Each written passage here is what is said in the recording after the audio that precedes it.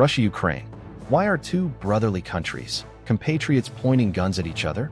In a live televised speech on February 21st, President Putin said that Ukraine is not just a neighboring country for us. It is an inseparable part of our history, culture, and spiritual space. These are our comrades, our dearest people, not only colleagues, friends, and those who serve together, but also relatives, people who are closely connected by blood, family. So, what are the historical factors in the Russia-Ukraine relationship related to the current war? Looking at the Russia-Ukraine relationship, history can be divided into three stages. It can be seen that this relationship has always been complicated, and the main factor behind it is the issue of identity and nationalism. Before joining the Soviet Union, before 1921 Ukraine, Little Russia, the history of the birth of the Ukrainian nation and its relationship with Russia is not fully understood by everyone. Most of the relevant history books are written in Russian, and as Taras Kuzio at Johns Hopkins University points out, scholars still mainly use Russian primary sources. This leads to a misconception that Ukraine is originally part of Russia and that the Ukrainian people are originally from the Russian people. The connection between Russia and Ukraine is linked to the birth of the Eastern Slavic Finnic state called Kievan Rus, which stretched from the Baltic Sea to the Black Sea and existed from the 9th to the mid-13th century. This empire was founded by the Vikings who originated in Northern Europe. The word Rus in Slavic means red-haired Nordic people. During their expansion, the Vikings from the north invaded the lands ruled by the Slavic tribes and then intermarried with the nobility of these tribes. Therefore, there was an overlap in the control of the lands between the Slavic and Viking tribes. When the Kievan Rus Empire was founded, Kiev in Ukrainian, was established as the capital. The Russians considered the land around Kiev as the cradle of their culture and religion. In 988, Vladimir the Great converted to Orthodox Christianity, laying the foundations for the later Russian Church. In the 13th century, Genghis Khan's army invaded Europe and destroyed Kiev. So the center of power of the Kievan Rus Empire had to move to a new land in the north called Moscow. In the following centuries, the land of Ukraine became a place of contention and was occupied by different empires. Poland and Lithuania took turns ruling Ukraine for hundreds of years. By the mid-17th century, the Cossack Uprising, 1648 to 1654, established the Cossack state in the left bank of the Dnieper River in Ukraine. During this time, the Russian Empire grew. A treaty was signed between the Cossack state and the Russian Empire, 1654, under which the Cossack state was placed under the protection of the Russian Empire and enjoyed a certain autonomy. This is also understandable why the Ukrainians showed their loyalty to the Russian Tsar. At the end of the 18th century, the Austro-Hungarian Empire occupied part of the West, and the Russian Empire occupied the rest of Ukraine, including the Donbass region. By the end of the 19th century, after occupying Siberia, the territory of the Russian Empire became extremely vast, spanning the two continents of Europe and Asia. In the Russian Empire, 44% were ethnic Russians, 18% Ukrainians, 11% Muslims, 7% Poles, 5% Belarusians, 4% Jews, and 11% other minorities. It can be seen that Ukrainians were the largest ethnic minority group, second only to the majority Russians. The Russian Tsars repeatedly considered the territories of Ukraine they occupied as Younger Russia. In the consciousness of the Russian Tsars, the Russian nation was a pan-Russian people that included the Elder Russians, Russia, the Younger Russians, Ukraine, and the White Russians, Belarus. Following the success of the October Revolution, which overthrew the Tsarist regime, most of the peripheral regions of the Russian Empire declared themselves independent states, including the Ukrainian People's Republic. Soviet period, 1921 to 1991 complexity from national consciousness.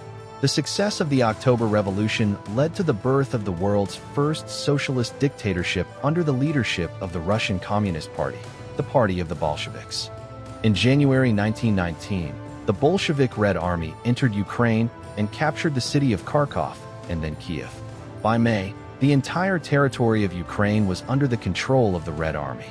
Next, the Soviet government established Soviet socialist republics in the territories under the control of the Red Army, including the Ukrainian Soviet Socialist Republic.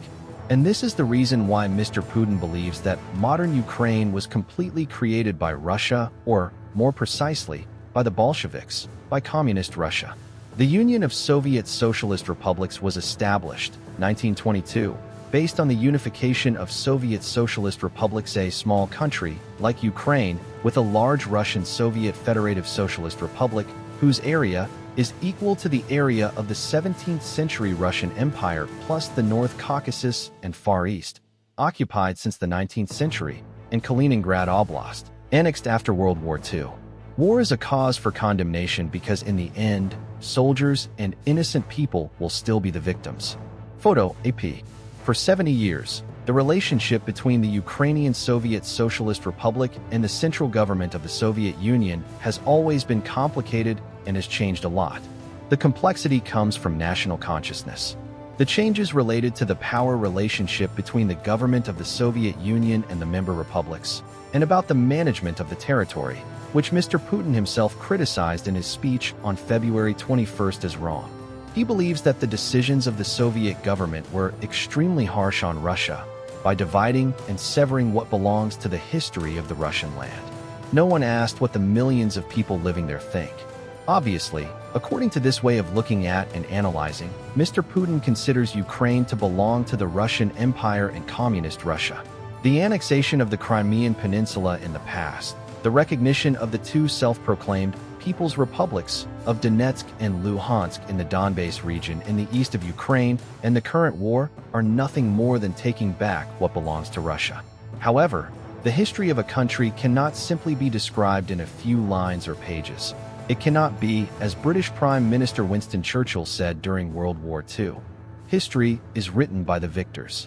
The history of the formation of the Ukrainian nation, the Ukrainian state on the territory before becoming the Ukrainian Soviet Socialist Republic, and the position of Ukraine during 70 years of being part of the Soviet Union are worth pondering.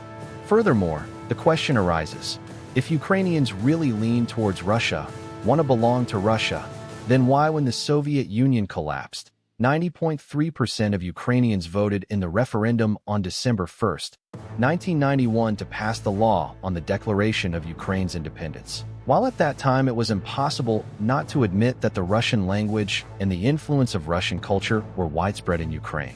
After the collapse of the Soviet Union, the turning point in 2008, after Ukraine declared independence in 1991, similar to many other republics of the former Soviet Union, Ukraine signed documents with neighboring countries confirming and recognizing its territorial borders.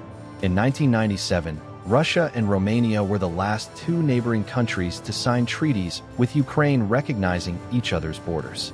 This means that legally there will no longer be any border and territorial disputes between Ukraine and neighboring countries.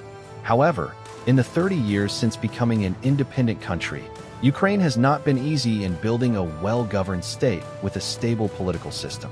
Although the vast majority of people support Ukraine's independence, there is a division between the western and eastern regions of Ukraine, which border Russia and have historically been more influenced by Russian culture and language than other regions. In fact, for most Russians, Ukraine's declaration of independence remains unacceptable.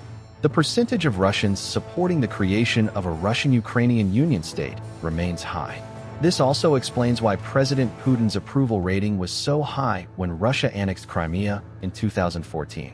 A major turning point came in 2008, when NATO said that Ukraine could become a member of the bloc in the future. That same year, the EU signed a very important agreement to support Ukraine. These two events made President Putin more decisive.